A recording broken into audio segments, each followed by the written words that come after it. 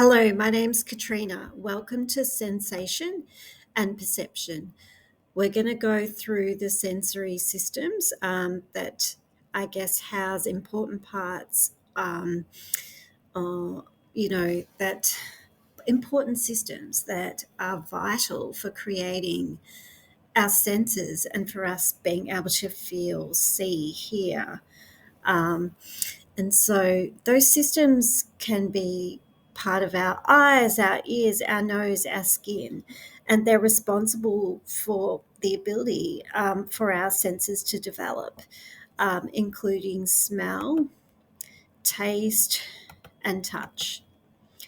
And so the sensory receptors are pretty much our eyes, nose, skin, and ears. They detect different forms of energy such as light, sound, smell, touch, and taste.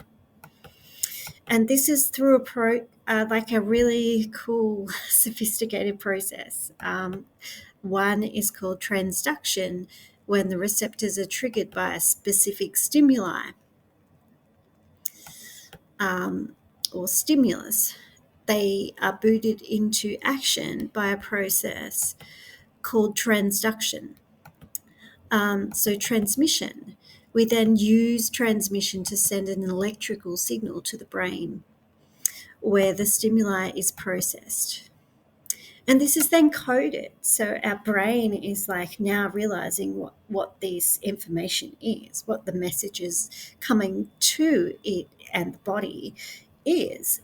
So once the physical energy is transduced and transmitted into neural impulses, these signals undergo a very delicate process called coding.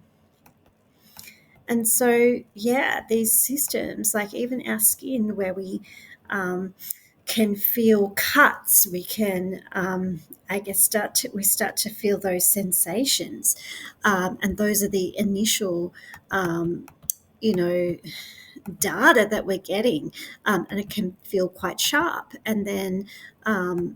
It sort of begins the process of what's happening to us, and then the sensory receptors start to kind of send those messages where our perception begins to form.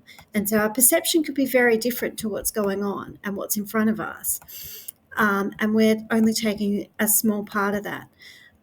So we may not interpret how the world actually is at all. So attention, after reaching the perception stage, is the stimulus in our environment that catches our attention. So that initial cut is now, I've had an emergency. Thank you for listening.